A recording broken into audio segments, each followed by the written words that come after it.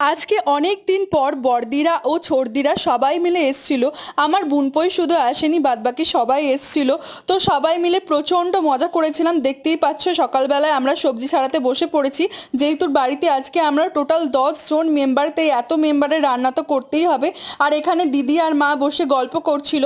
আর এরপর আমাদের যে বাড়ির উঠোনে যে পেয়ারা গাছটা আছে সেখানে চলে গেছিলাম। মা এখানে পেয়ারা পাচ্ছিল বোনপো আর বুনঝিদের জন্য।